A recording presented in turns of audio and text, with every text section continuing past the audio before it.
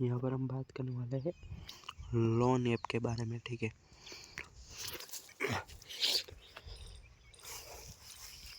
यहाँ पर loan app के बारे में हम बात करने वाले हैं। लोन ऐप रियल ऐप है कि क्या होता है क्या नहीं होता, लेना चाहिए नहीं लेना चाहिए। ठीक है,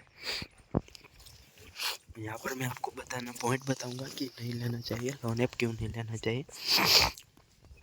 देखिए, तो अभी मार्केट में बहुत सारे लोन ऐप आ गए हैं।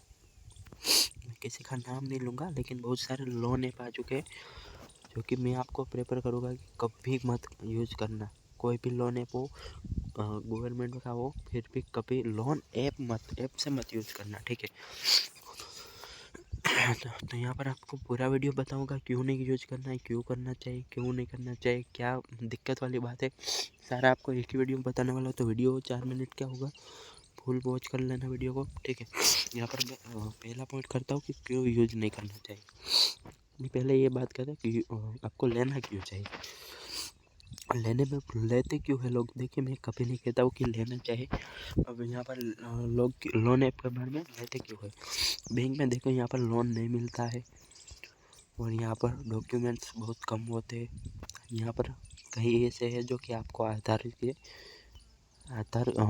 सिर्फ आप डालोगे तो भी आपको लोन मिल जाएगा।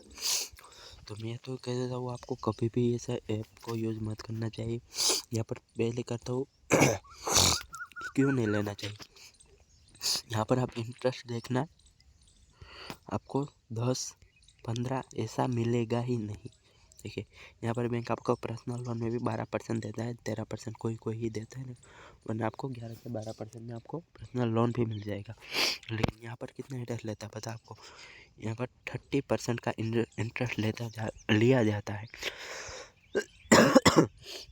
जो कि बहुत ही बुरी बात है। और कई ऐप में कितना लिखा होता है पता है, यहाँ पर 10-11% इंटरेस्ट लिया होता है, लिखा होता है। तो यहाँ पर आप ध्यान से पढ़ोगे तो ये कितना होता है पता है, ये मंथ का होता है। मंथ में अगर आप ये 10% ले रहे हो तो 1 ईयर में आपको 120% का हुआ। तो ये तो बहुत ही बुरा है। यहाँ पर दूसरी बात करते हैं, यहाँ पर RBI है, वो किसी भी ऐप को, ठीक है, यहाँ पर लोन लेने के लिए आपको नहीं कहते कि ऐप लीजिए, रियल ऐप है कि। RBI ने मना किया है कि आप ऐप के माध्यम से कभी भी लोन मत लेना। RBI यहाँ पर एग्री नहीं होता किसी भी बात पे, ये आप लोन ले लो। ठीक है, तो यहाँ पर तीसरे पॉइंट की बात करते हैं, पैसे वापस। यहाँ पर बहुत सारे ऐप होते हैं जो कि आपको ब्लैकमेल करेंगे।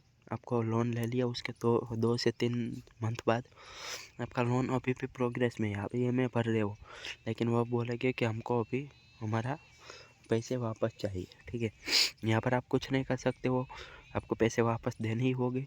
ठीक है, यहाँ पर आपको वो बोलेगी कि हमको अब लोन वापस चाहिए, तो आपको देना होगा। आपके पास पैसा होगा नहीं, आप क्या करोगे। देखिए, यहाँ पर भी बहुत बुरी तरह फंसोगे। यहाँ पर चौथा है, यहाँ पर आपका डेटा का मिसयूज होगा, क्योंकि देखो यहाँ पर सिर्फ और सिर्फ आधार कार्ड के माध्यम से लोन ऐप दे रहे हैं, तो यहाँ पर कुछ ना कुछ तो फ्रॉड होगा। क्योंकि आधार कार्ड से लोन देगा और आप आधार कार्ड से लोन भरेंगे नहीं, तो फिर इसका कुछ नहीं जाएगा। ठीक है, आपका कुछ जाएगा नहीं, आपका सिर्फ सिविल स्कोर कम कर सकते हैं, बाकी तो आपका कुछ को बिगाड़ नहीं सकते। ठीक है, तो यहाँ पर बात ऐसी है, तो यहाँ पर भी आपको ध्यान रखने वाली बात है, डाटा का मिसयूज कर सकता है।